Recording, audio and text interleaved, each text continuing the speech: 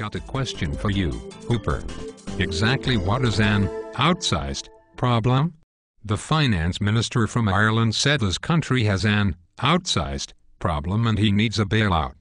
Well, Bennett, it means that Ireland has a serious financial problem, but Ireland would prefer it if the whole world would just ignore it, just as they tried to do with the horrible financial problems of Greece, Spain, Iceland, and others. You know, the kind of problem just like that dream that everybody has. There you are, standing naked and everybody else has clothes on, and you are trying to hide somewhere, but there is nowhere to hide, so you begin to run, but you run in slow motion, as if your feet are in the mud and people are laughing at you, and you can't get free. Then your dog barks and wakes you up. Kind of like that. Really? So if I bounce a check and I go to my bank and say, I have an outsized problem, they will give me $130 billion, just as they did for Ireland? Close. First, they will have to create the money out of thin air. They will push a button, or speed up the printing press, or handwrite an IOU. But it won't be money just lying around that some other country doesn't need. There really isn't that kind of money just lying around. You don't think that these bailouts come from the money somebody actually saved, do you? If you were an Austrian economist, you would know that you can't lend what you have not first earned. Well, if that is the case, then isn't there more debt in the world than can ever be repaid without printing more money? Sure. Really? And isn't there so much debt owed by countries, companies, people, and banks that it is now almost impossible to even pay the interest without printing money? Isn't that the same problem with Ireland, Greece, Iceland, England, and even Japan and the United States? Sure. My God. But if every country and central bank just prints more money, and the supply of goods and services stay the same, doesn't that mean that huge waves of inflation are created? Sure. What else could it mean? Inflation is, and always has been, exclusively a monetary phenomenon.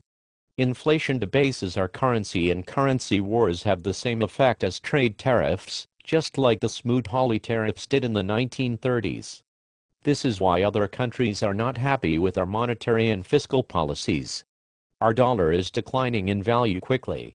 We buy less from them, so they export less to us, and their dollar investments are worth less.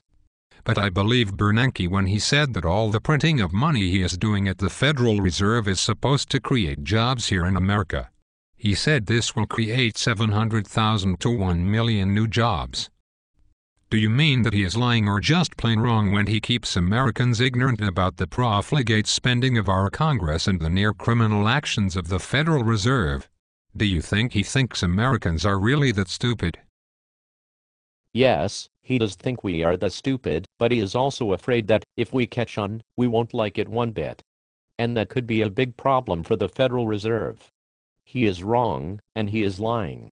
This new money isn't going into the economy. It is going into the reserves of the banks, and these banks hold their reserves with the Federal Reserve. The banks need this money so that they can buy the treasuries of the U.S. government that no one else seems to want.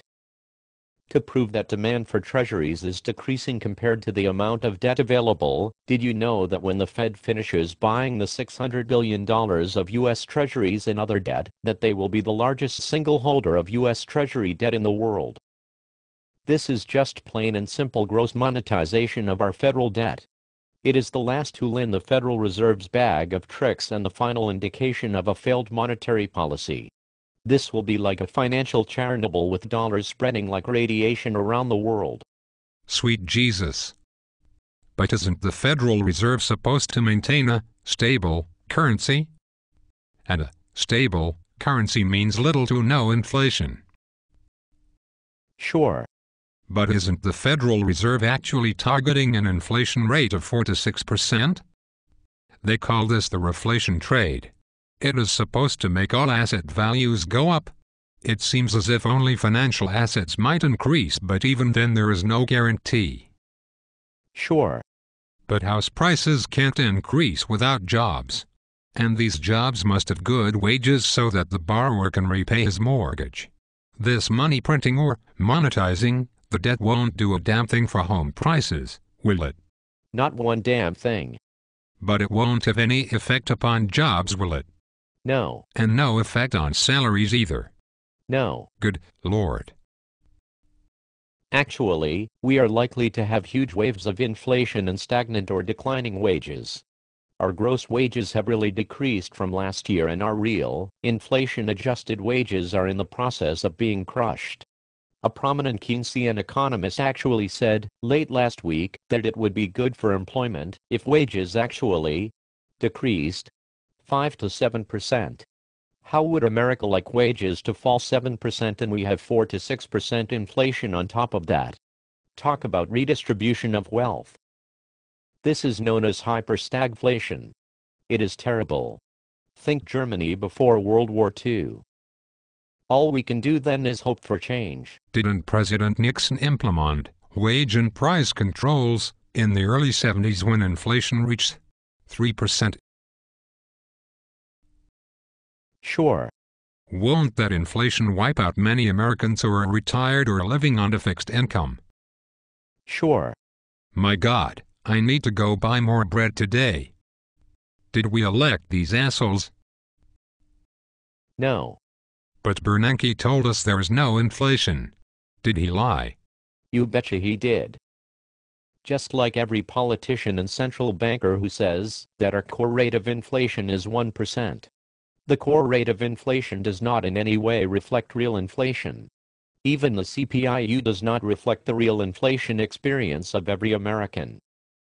Central bankers and politicians lie, and they know it. I have reviewed the change in the prices of 20 commodities from October 2009 until October 2010. The smallest increase was 14% and the largest increase was 80%. And these prices are just now working their way through the producer's cycle.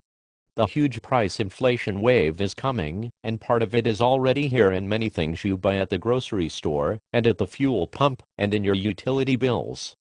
Other than housing costs, these costs make up a huge portion of the average family's budget. But just wait until spring. Why? What happens in the spring? Many producers hedged their costs just like Southwest Airlines did with their fuel costs.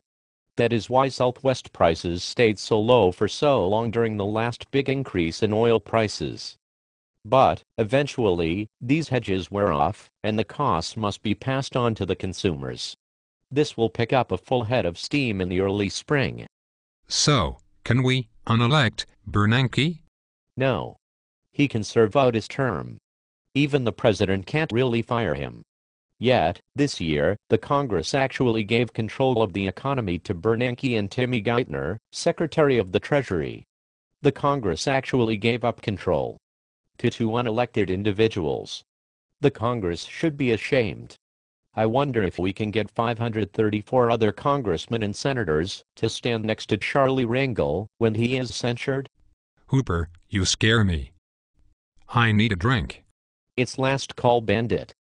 Well then, make it a double to go. See you tomorrow, Hoop.